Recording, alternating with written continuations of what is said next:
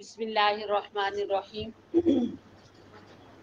آج آپ لوگوں کا جو سبق ہے نبی صلی اللہ علیہ وسلم کی حدیث ہے، الانات من اللہ والعجلۃ من الشیطان۔ نرمی اللہ رب العزت کی طرف سے ہے اور جلد بازی شیطان کی طرف سے ہے۔ نرمی کس کی طرف سے ہے؟ اللہ تعالیٰ کی طرف سے ہے۔ کہتے ہیں کہ ایک محلے میں دو ہمسائے رہتے تھے، دو پڑوسی رہتے تھے۔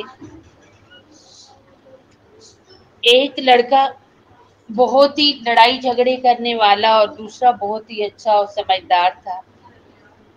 جو سمجھدار تھا نا، اس نے کچھ مرغیاں رکھی ہوئی تھی، لیکن وہ ہمیشہ اس بات کا خیال رکھتا تھا کہ اس کی مرغیوں سے کسی کو تکلیف نہ پہنچے۔ وہ جب بھی گھر سے باہر جاتا اپنی مرغیوں کو دانا دونا ڈال کر ایک جگہ بند کر کے جاتا۔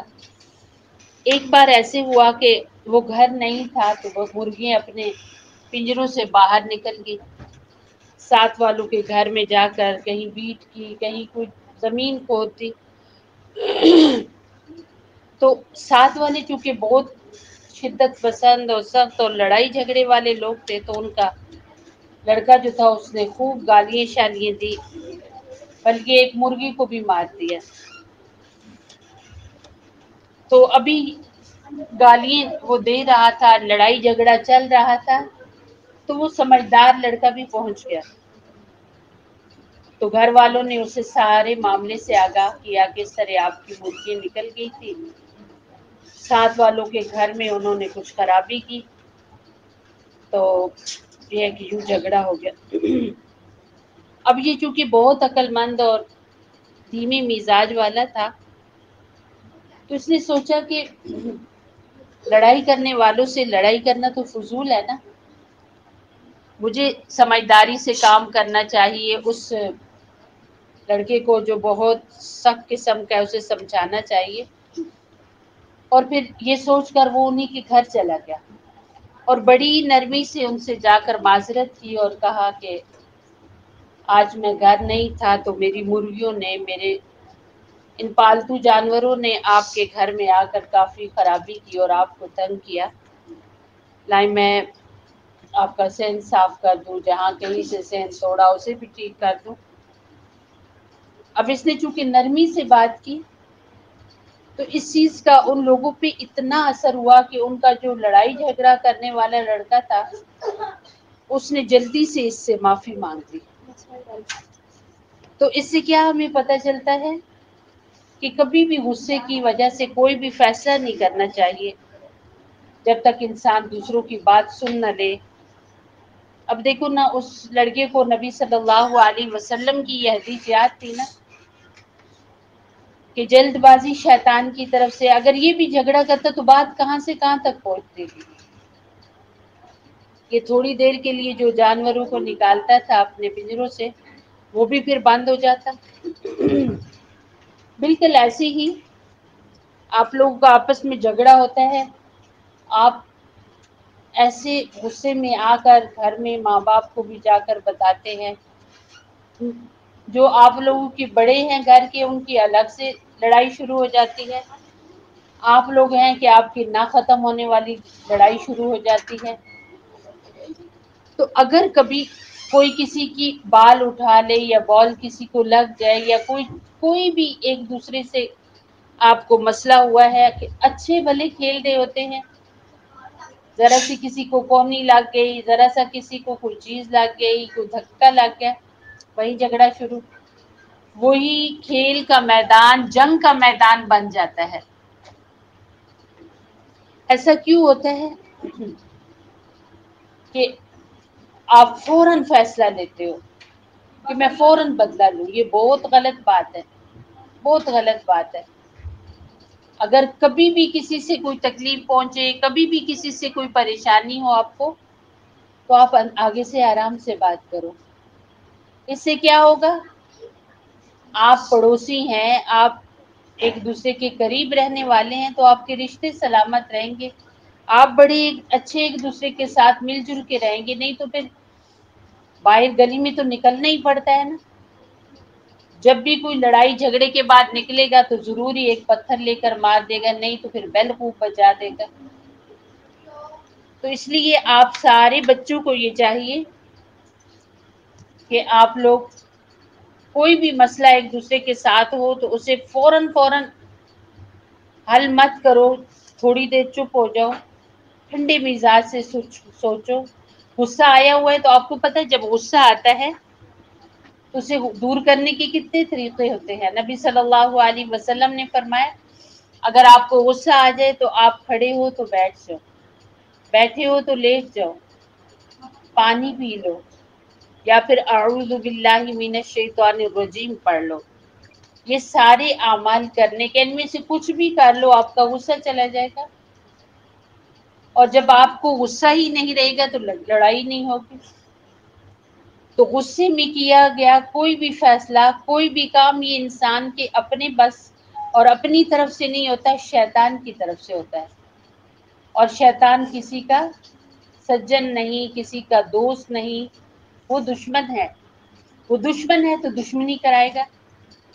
آپ دیکھو آپ کی ماما نے یا آپ کے ابو نے ذرا سی بات کی، آپ نے یوں کیوں کیا، بس آپ تو ایسے ہائپر ہو گئے، آپ نے تو کھانا چھوڑ دیا، آپ نے تو بولنا چھوڑ دیا۔ کتنی غلط بات ہے۔ آپ سوچو جو بات میرے ماں باپ کہہ رہے ہیں وہ میرے اندر ہے،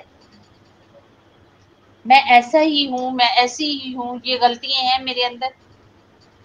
تھوڑی دیر آپ سوچیں گے، جلد بازی سے کام نہیں لیں گے تو آپ دیکھیں گے کہ اپنے بڑوں کی بات آپ کے لیے فائدہ مند ہوگی۔ کتنے بچے اور کتنی بچیاں ہیں جن کے ماں باپ آ کر، امی آ کر یہاں ہمیں بتاتی ہے یہ بات نہیں سہتے، ادھر منہ سے بات نکلتی نہیں، ادھر جھگڑا شروع، ادھر ناراضگی شروع، ادھر گھر سے باہر نکل جاتے ہیں، کمرے میں بند ہو کے رہ جاتے ہیں۔ یہ بات بہت غلط ہے۔ اسی لیے آپ کا ڈیلی کا سبق ہوتا ہے کہ ان اسباق کو آپ ذہن میں رکھو۔ نبی صلی اللہ علیہ وسلم کی حدیثوں کو یاد کرو، آپ کے ذہن میں وہ حدیثیں، جب بھی کوئی بات، کوئی معاملہ، کوئی کام آپ کو درپیش ہو تو آپ کے پاس حدیث ہو۔ ہمارے نبی صلی اللہ علیہ وسلم نے کوئی جگہ اور کوئی موقع نہیں چھوڑا جہاں پر ہمیں بتایا نہ ہو۔ اب آپ دیکھو نا، یہاں یہ حدیث تو بالکل چھوٹی سی ہے، اس کا جملہ بالکل ایک آدھی لائن کا بھی نہیں ہے، اور اس کے مفہوم کتنے بڑے ہیں کہ نرمی کس کی طرف سے ہے؟ اللہ کی طرف سے۔ اور سختی کس کی طرف سے ہے؟ شیطان کی طرف سے۔ تیزی کس کی طرف سے ہے؟ شیطان کی طرف سے۔ اور آہستگی کس کی طرف سے ہے؟ اللہ کی طرف سے۔ کبھی آپ کا دل کرتا ہے، آپ کوئی بات سنتے ہیں تو جلدی میں آ کر وہ بہت کچھ پڑھائی کر رہے ہیں، یہ پڑھ رہے ہیں، نماز ظہر کی پڑھی تو نفل ہی پڑھتے جا رہے ہیں، اٹھ ہی نہیں رہے، قرآن کھولا تو اتنے پارے ہی پڑھتے جا رہے ہیں۔ تو ایسا نہیں ہونا چاہیے، تیزی میں اتنا کچھ ایک دن کیا اور پھر اتنے دن آپ نے قبلہ روئی نہیں آپ لوگ ہوئے، آپ کو یہی نہیں پتا کہ آپ کی فرض جا رہی ہیں۔ جو کام بھی آپ کرو وہ نرمی سے کرو، سوچ سمجھ کے کرو، عقل مندی سے کرو، جلد بازی سے مت کرو۔ آپ کو کوئی بات آ کر دوسرا بندہ بتاتا ہے، مثال کے طور پہ جیسے ابھی ایک بچی نے مجھے کہا فلاں نے یہ بات کی، یہ بات کی، یہ بات کی، اب اس کا حل کیا ہے کہ جس کی شکایت لگائی جا رہی، کیا اسے کلاس سے نکالا جائے یا اسے کوئی اور سزا دی جائے، یا اس نے جب سنا تو وہ کیا اپنا ری ایکشن دے، وہ جھگڑا کرے؟ نہیں، بلکہ بڑا جو فیصلے کرنے والا ہے اس کو بھی سوچ سمجھ کے حالات کے مطابق کام کرنا ہوگا۔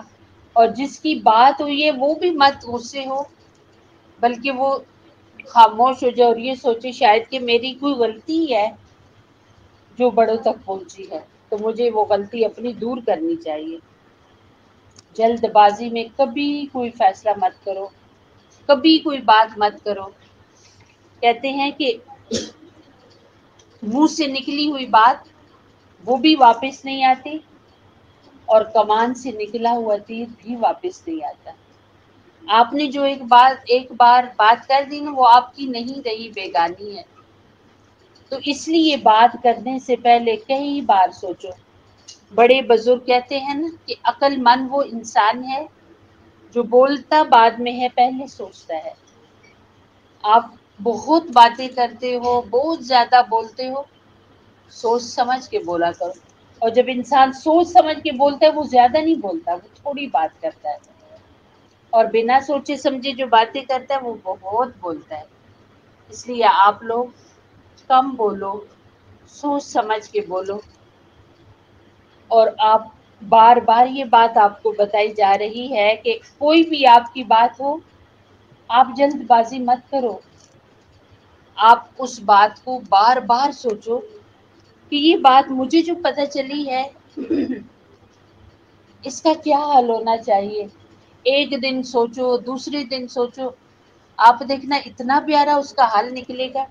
لیکن آپ اسی وقت اٹھ جائیں اور اپنے آستین چڑھا لیں اور شروع ہو جائیں، تو یہ پھر لڑائی جھگڑے کے سوا کچھ بھی نہیں ہوگا۔ اور لڑائی جھگڑے اور فساد کرنے والا انسان جو ہوتا ہے وہ مسلمان نہیں ہوتا۔ تو اس حدیث کو اب آپ لوگوں نے اس کے بعد اپنے ذہن میں رکھنا ہے کہ سوچ سمجھ کر کام کرنا یہ اللہ کی توفیق سے ہوتا ہے، نرمی اللہ کی طرف سے ہے، اور سختی اور جلد بازی اور عجلت شیطان کی طرف سے ہے۔ تو اللہ رب العزت کے ساتھ جڑنے کے لیے کون سی دعا ہے؟